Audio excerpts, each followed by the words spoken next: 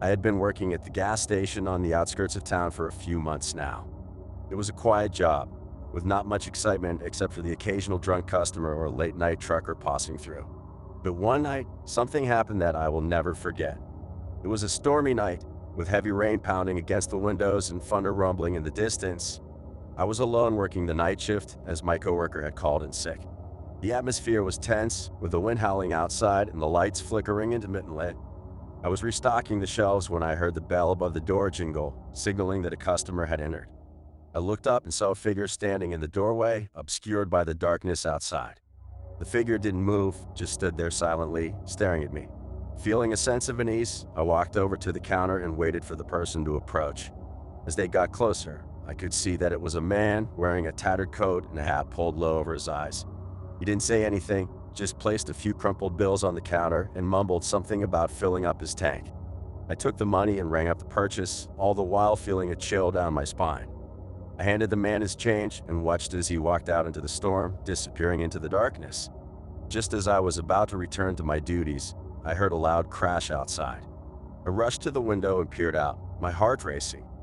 In the dim light, I could see that the man's car had crashed into a nearby tree, the front end crumpled and smoke billowing from the hood. Without thinking, I grabbed the flashlight and ran outside to help.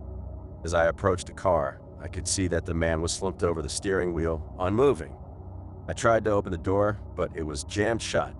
Desperate, I smashed the window with a flashlight and pulled the man out just as the car burst into flames. I dragged the man to safety, laying him down on the wet pavement. I could see now that he was injured, blood trickling from a gash on his forehead. I dialed 911 and waited for help to arrive, feeling a mixture of fear and adrenaline coursing through my veins. As I watched the paramedics load the man into the ambulance, he stirred and reached out a trembling hand towards me.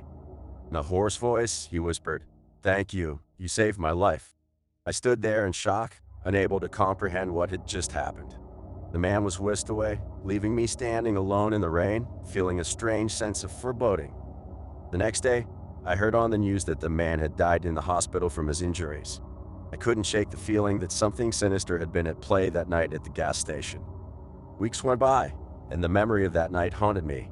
I couldn't shake the feeling of unease whenever I worked the night shift, always looking over my shoulder, expecting something terrible to happen.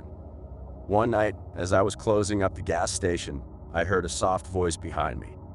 I turned around and saw the man standing there, his eyes hollow and filled with malice. "You should have let me die," he whispered, before disappearing into thin air. I quit my job at the gas station soon after, unable to shake the feeling of dread that had settled over me.